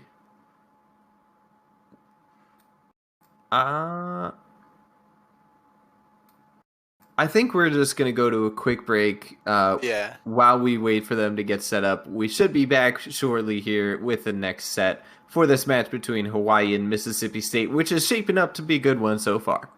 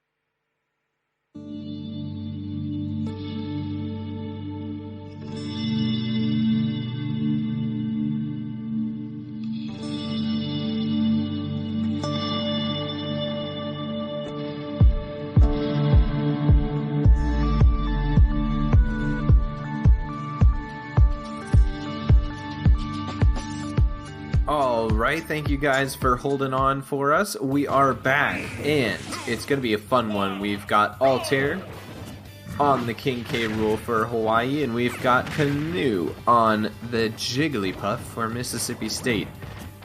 Wow, okay, so Jigglypuff is not very good in Smash Ultimate, or hasn't been. Did she get buffed? I can't remember. She did at some point. I don't know if it ever got, reworked or anything, but this is another matchup where this is very pendulum-esque. You know, it's gonna go super heavy one way or super heavy the other, because on one hand, Jigglypuff has a lot of early kill options, but will die very, very early to a big heavy hitter like K. Rool. Oh my goodness. I mean... The pressure off stage, though! Oh my goodness. Oh! Wow. Is this guy a melee player? Are we watching HBox? Canoe, goes deep for those edge guards. And Jigglypuff can afford it, too. Yeah, Canoe playing incredibly well on this Jigglypuff pick. Altair, no slouch on this King K. Rool. He is going to even up the stocks, but I mean... that was an incredible punish right there. I hope we get to see more of that. Yeah, and this is going to be one of the things that Altair is going to have to worry about, is Puff just kind of gets to attack your shield for free because she's so floaty that so long as she stays in the air, you can't punish her by grabbing her. She just floats away. She's got so many little disjointed hitbox that she can just basically poke you from right next to you, and it's one of the things that Altair is going to have to be very careful of. Yeah, definitely. So back and forth it goes. I mean, Canoe just getting so much damage again. Look at this punish! Oh, Altair just barely... Oh. This is dangerous, and... Okay, good punish. Got plenty of damage. Didn't get the strong hitbox of up smash there. If he did, it might have killed. That Sing, super committal, but if it lands, K. Rool is dead. Yeah, that was very, very close. I like him going for that. I like him trying that. But, just couldn't get it to work quite there. Oh, just barely doesn't get the kill blow there. Altair gonna be wishing he had that one back. Canoe, can he find it? Both of these guys know that they are in dangerous territory. They're playing it really safe right now. They don't want to give up that stock, but just barely didn't have enough shield to cover from the blunderbuss. So to answer Puff's mobility, that up B, I have a feeling that's a misinput because there's no good reason to up B right there, I feel like. But I was saying, okay, there's gonna take the stock and we're back to even, but the projectiles, Puff does not have a way to really work around the blunderbuss or the crown once they're out on the field. So Puff has to weave around these projectiles if Puff wants to poke K. Rool's shield. Yeah, Jigglypuff can't exactly rush down or anything like that. Can't really pressure to try and avoid the projectiles.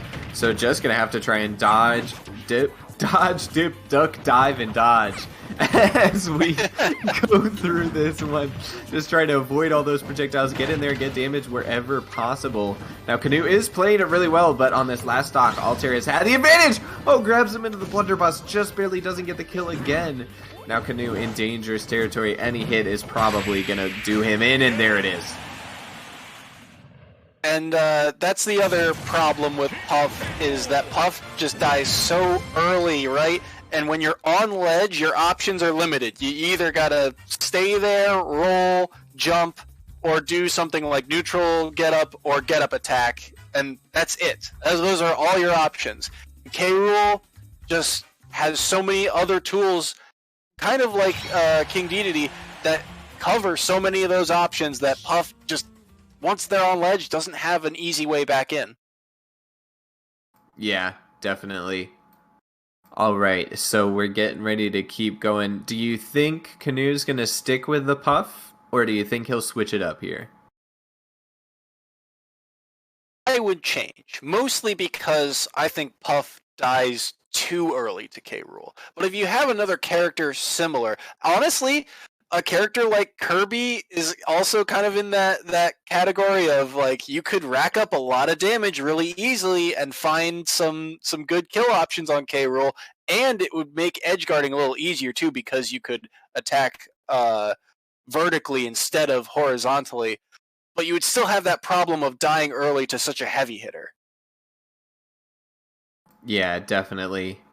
Well, it looks like Canoe's figured out what he wants. It's just going to be another couple seconds. Altair looks like he's trying to make up his mind about something. Could it be possible? We have seen it, but it's rare. But could it be possible that he'll switch off the K. Rool after a win? I also wouldn't be shocked. There are better matchups against Puff. Puff, for example, does not historically do well against sword characters. The Puff shield break is another part of the matchup that didn't come up in the last match, but might come up in this one. If Puff is one of the few characters where if their shield gets broken, they instantly die for it. There is no, shield break animation and them going dizzy and things like that. It is just Puff goes off screen if the shield breaks for this character. Oh, and he gets the sing, but isn't really able to punish off of it. Oh, that was almost so clean. He wanted the extra damage because he knew at that percent with K. Rool asleep, the rest would not have killed. But if he gets that extra damage and lands the rest, it not only would have looked sick, but it would have killed. Yeah, that would have been absolutely incredible if he pulls it off. But Canoe says, you know what? That combo didn't work. It's okay. I got another one for you. He is able to find the kill blow. He's just barely surviving these hits, and that's another thing that's really keeping him into this one as such a light character against K. Rool. Oh my goodness. Just barely not dying. I'm not sure how. He's able to get back to stage. I really feel like Canoe's goal here is just, let's get some damage. I'm going to lose this stock, but let's get as much damage as possible. And I think it's working out really well for him so far. Really like this stage choice from Puff, because here's the thing that Canoe did really well last game was push his advantage off stage. Think of all those forward airs that you saw. Here's another chance of the rest. Doesn't get the full hitbox that he wanted there, and K. Rool goes away, and the game is evened up. But the other part of this stage that Puff really likes is those tiny little slants on each edge, because Puff can crouch now under those projectiles if K. Rool has center stage and is just tossing things like the crown and the blunderbuss. Can crouch underneath them if he's on that slant. Oh, the down there nearly spiked! Yeah, I mean, he almost did it. He's so close now. I mean, I feel like any hit could be a kill blow. Can he find it? If he gets K. Rool off stage again and he keeps getting these strong hits, eventually he will die. The blast zones of Yoshi's story are very close together, so if he pushes this advantage off stage again, he clashed with the blunderbuss. I think he wanted to kind of stall it out there. That is something you can do. You can throw out an aerial, and if it's strong enough, it will clank with the blunderbuss instead of killing, but the back air covers so much space and does so much damage. Such a good option for K. Rool. Definitely. Alright, so Canoe down to his last stock. He could easily finish off Altair's stock here, but just still having trouble getting in and finding that kill shot after playing so well in that first game. Oh man. Really like the adjustment that Puff has made, but again, this is the issue of this matchup is K. Rool can survive for so long if you don't find a strong hit as Puff, and Puff has so many different weak hitboxes that combo together. You can rack up all the percent on you in this K. Rool that you want, but it does not matter if you cannot find the strong hit. Yeah, definitely. Well, he was able to finish off that stock, but now it's all up to this, and I really heavily favor Altair here. Canoe has to build up a lot of damage before he's in kill range for this K. Rool. Altair trying to predict the recovery, and he does! He gets the grab, and Altair gonna take it. 2-0, and that's great. Hawaii now into the lead off of the back and not Christian and Altair. Great stuff there from Altair. He gets the dashback turnaround grab. It's hard to do sometimes if your connection's a little rough, but it's something that a lot of players don't use very often. It's more of a mix-up on something like that. But he reads the roll-in with the dashback grab, and then the other part of that was K-Rool's up throw makes him jump up, and then they land back on stage. So he knows that and uses the top platform of Yoshi's story to secure that kill, because now you're, this close to the blast zone instead of from center stage. All right, well, we've had a really fun day here with the EGFC, and we're not done just yet. We've got 2 sets left to go. Hawaii is hanging on to a tight 2-point lead over Mississippi State. Up next, it should be Mr. Man from Mississippi State facing off against Jimmy Chris from Hawaii University. We'll get that ready for you in just a moment, and we'll go to a quick break. Don't go away.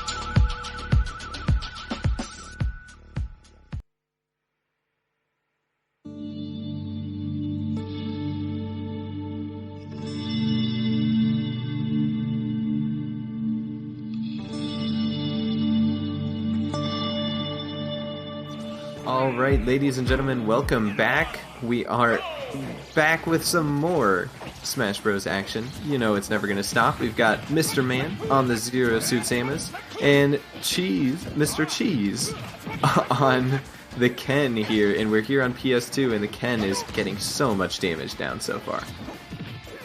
Yeah, and this type of matchup is very, what's the word I'm looking for? Interesting, because, well, you have a very mobile character in ZSS, but if ZSS gets caught out by Mr. Cheese, this Ken, ZSS, another very light character that's going to die very quickly to a heavy hitter like Ken. Yeah, definitely. Well, so far it's pretty even back and forth. Of course, Mr. Man for the side of Mississippi State, and Cheese Brain, Mr. Cheese, from Hawaii. Hawaii currently has a very light lead. Cheese Brain is hoping to extend it, but he loses the first stock there, so far not getting off to the best start. Great conversion there by Mr. Man to land that stun and convert it into the up B. Up B, one of the big moves for ZSS, super committal, but if you land it, it is a kill move. It does a ton of knockback, and it is, you know, if she goes for it, it's the end of her combo. So look for how ZSS goes for the up B and tries to set up into it. Oh my goodness, so much damage. I mean, really, Mr. Man is just playing this so well.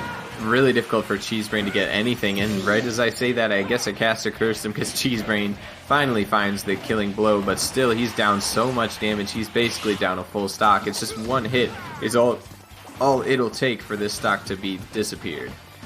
I mentioned, you know, how ZSS likes to finish her combos with up B. Well, so does Ken. A lot of Ken's kill power comes from his up B, and you saw he's able to take that first stock by going over the ledge instead of snapping to it and catching ZSS and a little eager jumping above. But there's a second up B kill for ZSS.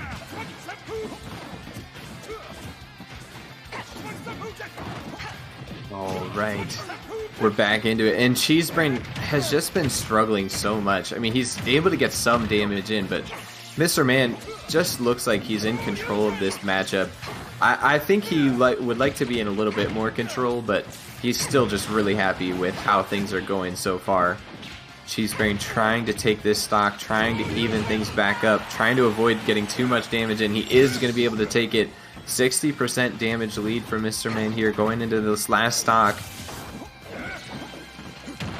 And it's such a close match right now between these two teams. Job by Mr. Cheese finding that up B to even up the stocks. And one of the big issues here, ZSS, very mobile character, jumping around a lot. Ken, a very stable, grounded character. Doesn't like to go into the air. A lot of his combo moves are ground-based. Doesn't have a lot of chains in terms of nair and forward air, things like that. And so it's so difficult for him to try and catch or keep pace with ZSS if she keeps jumping around the map. Yeah, it's just so hard for him to get in and actually get hits down. I think Mr. Man would like to see this be a little bit more one-sided, but I think he's still really happy with how things are going. He still has to find the kill blow, though, and he is respecting the strength of Cheese Brain on this Ken, trying to find a safe opportunity to go in and get this kill. Couldn't quite find it there, even though he did get the stun. Not too sure what went wrong there, but now back on to the stage in a neutral setup. Can he find the killing blow? And there it is! Mr. Man gonna take game one here in this set. Great stuff there from Mr. Man. He had his opportunity on that up B, and I think what went wrong was the stun knocked him up first, so the start of that hitbox of the up B actually went over top of him, and that's why he missed. But right there, able to catch him on the ground again, and great job of reversing that up B, because if he went the other way where his first hit initially was, wouldn't have connected, and Ken would have his opportunity to rack up some damage. But turns it around, gets the up B, and, well, takes game one. Yeah, he really did. And so now I'm wondering, Do you think Cheesebrain sticks on the Ken here? Do you think that a stage swap could help him really? I feel like he would want a smaller stage, but I still don't know if it's enough to be able to catch up to the Zero Suit Samus. I think Ken would. Here's the thing: if Ken goes to a lot of the smaller stages in this map are triplats, so that would not benefit Ken because that would give ZSS even more agency. So I'm thinking more like a Smashville type stage where there's only really one platform to work around, and that way ZSS kind of has to come to you. All right, so we are going to be sticking to the Ken, and let's see. How are things going to go this time around? Cheesebrain still trying to take it slow. The damage going back and forth. Let's see who can make something happen here. And I already like the adjustment by Mr. Man. Right now, Mr. Cheese is trying to think that a couple aerials thrown out that he can catch ZSS in the air. So he goes, okay, now I'll go to the ground. I will catch you on your landing and punish you for it. And it's still pretty even, but that first catch racked up 58%. Yeah. Yeah, and that's just what's so devastating is it's just, one little bit and you take so much damage. Hits like a truck coming in. And oh no, Mr. Man makes a little bit of mistake. This is what he was doing well in the first game that he's starting to struggle with is just he kept the spacing, but now letting Cheesebrain get in there into his damage range where he can really be effective, you can't let him do that. And there we go. That's much better, much more disciplined, able to get in safely, hit those combos, and do damage off the projectiles, but Cheesebrain just comes right back down and evens it right up. Great stuff by Cheesebrain, reading the movement options. It's so hard when you take that first stock, you gotta kind of decide what you're gonna do because your opponent's going to come down with invincibility, and you still want to try and control center stage. We also don't want to die for it, and right there, Cheesebrain reads the movement option and lands the killing blow. Yeah, and Mr. Man, again, using these projectiles to be able to get in quickly and get so much damage, really without getting punished. It's just so difficult for Cheesebrain to get anything going right now in this matchup. That up going to do it? Yes, it is, and Cheesebrain right now is just struggling to get in. ZSS is owning the stage by throwing out these projectiles, throwing out all these aerials, and Ken only has one really ranged option, and it's so committal that he's going to get punished for it if he uses it.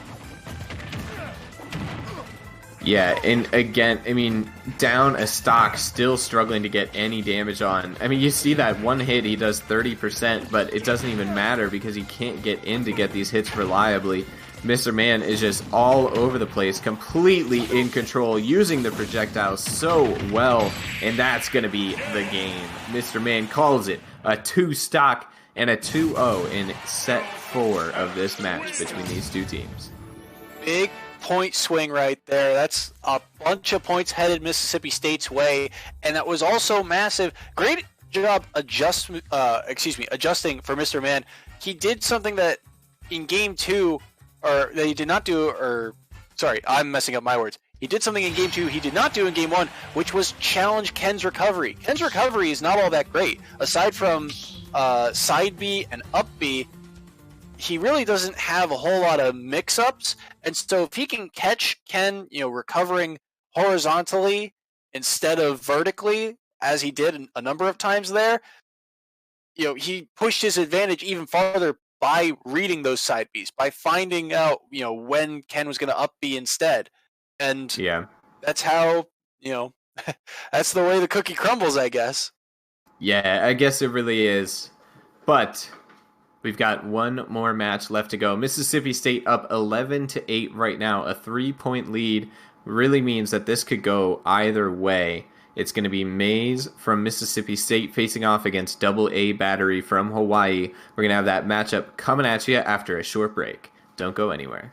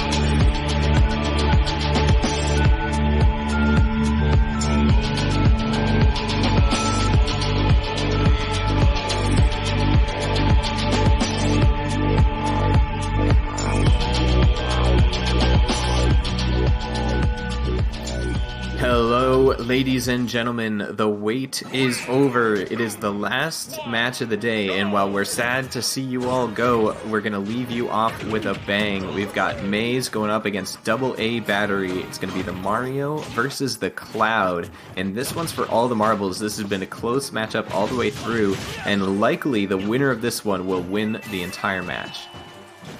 Yeah, Maze for Mississippi State, if he gets any points here, it will be very helpful, and it is up to Double A Battery Cloud for Hawaii to win out this set if he wants to win at the end of the day. Cloud, a character that's kind of had an uprising in terms of online play as of late, if I remember correctly, and a character matchup against Mario. This feels very even. Yeah, Cloud is a very explosive character. He can get some pretty early kills if he finds the right hits. Mario, very dependable, has a lot of really good combos to rack up the big damage, and benefits from an SD there. I guess the meme there is that Maze is doing a little bit more cheating, maybe DDoS in Double A Battery there.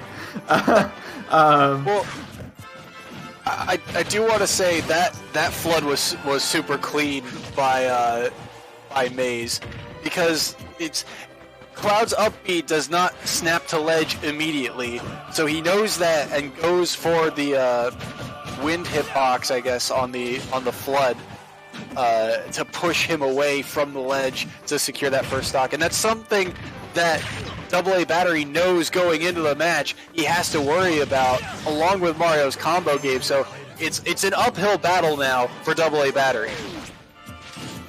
Yeah, definitely.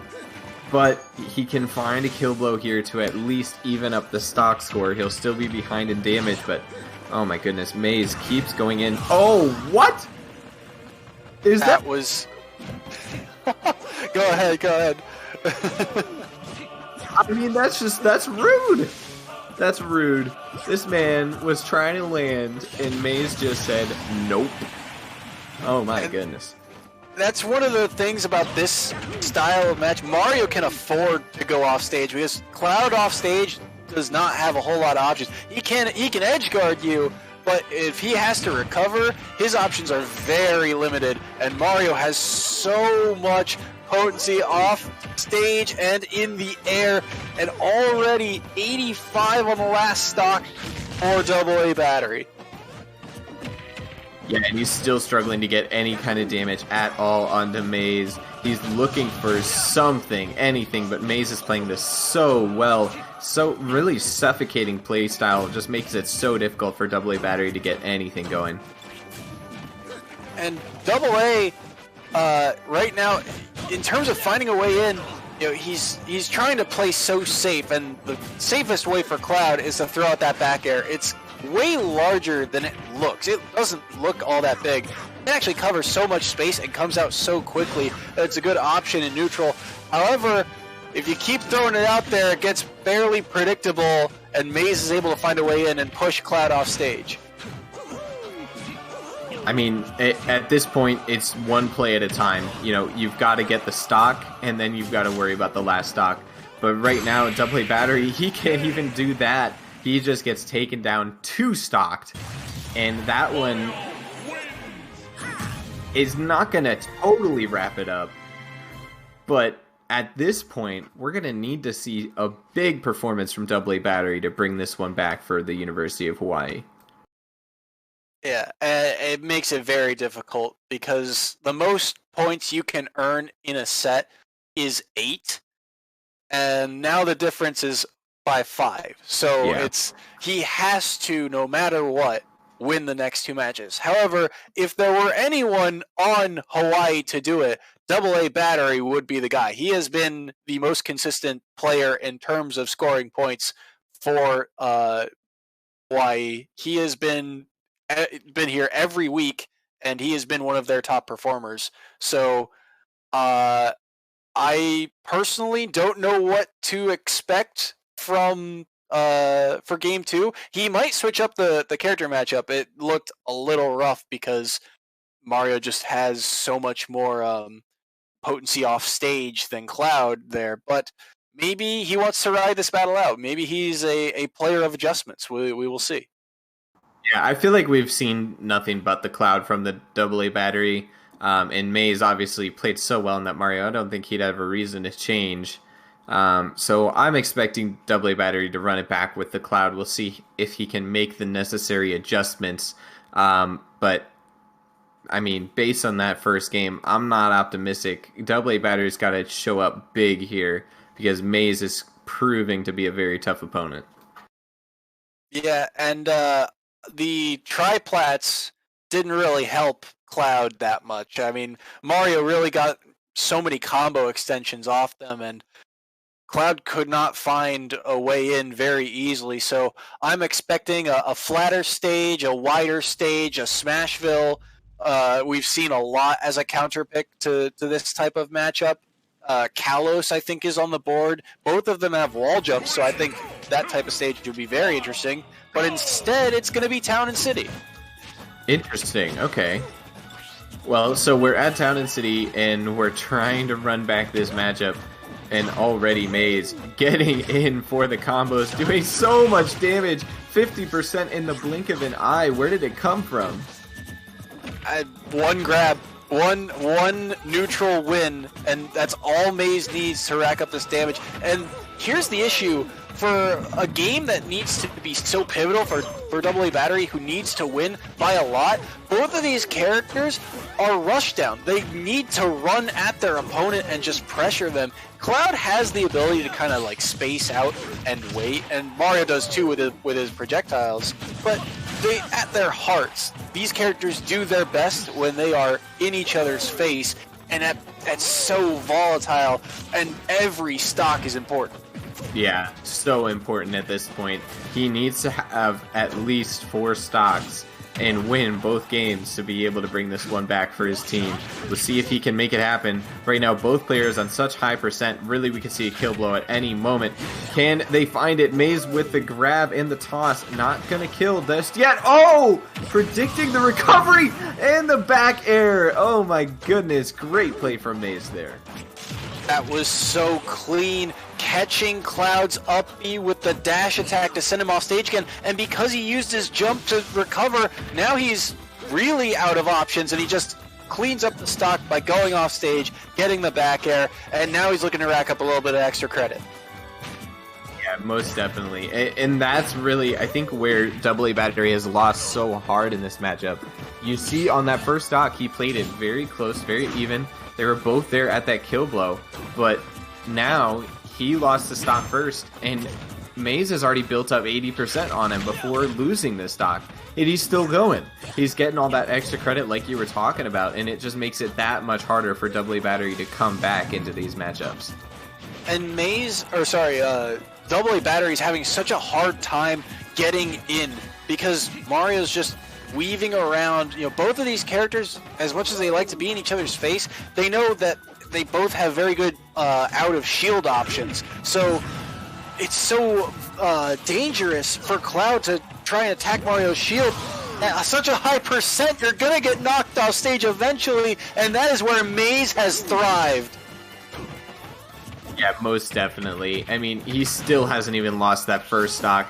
AA Battery is still trying and just failing. Maze is taunting him at this point. 151 damage. He is at maximum rage. Is he going to be able to get in? Is he going to 3-stock for the style points?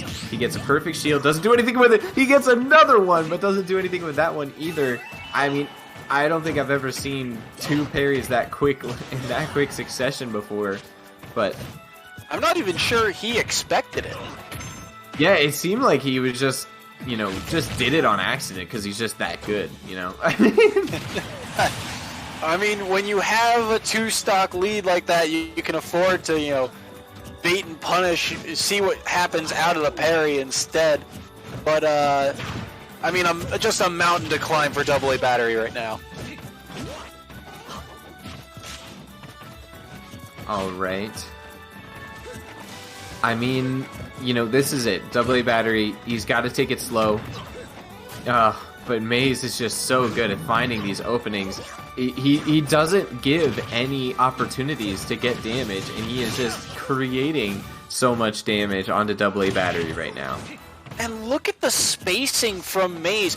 Outspacing Cloud's forward air, outspacing the downer to get the up tilt to rack up all that percent, and now he's trying to find these out of shield punishes on moves that should be safe for Cloud.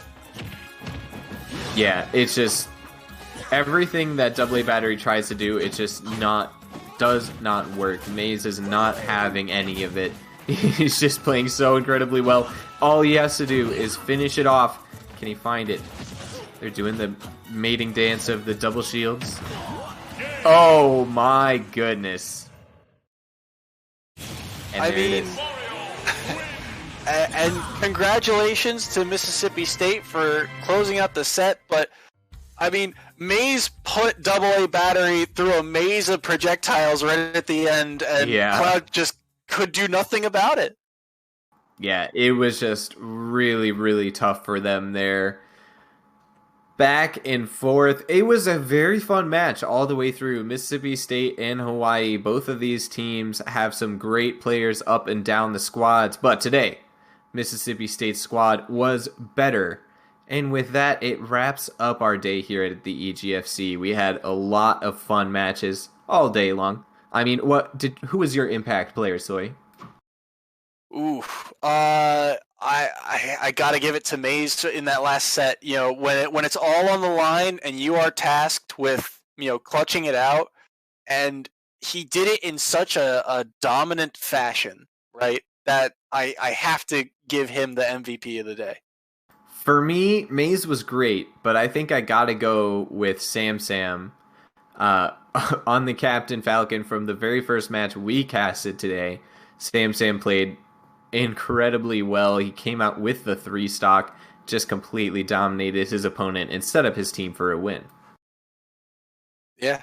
I mean, once again, congratulations to Mississippi State. A well-earned victory over a tough opponent in Hawaii. Can't wait to see him next week. Yeah, and we can't wait to see all of you as well. Of course, I want to remind all of you to keep up with us on all of our social medias. You can find us at official EGF. We've got FIFA, Smash, Rocket League, and Overwatch action all throughout the week. We've got all the collegiate action that you could ever hope for. You can find me on Twitter at CoolJ_TV. It's right there on the screen. And you can find me at Soyson J Sport on on Twitter. It's also right down below. All right, and with that, I want to thank all of you wonderful ladies and gentlemen for joining us today. Make sure you join us for all the EGF action throughout the season, and have a good night.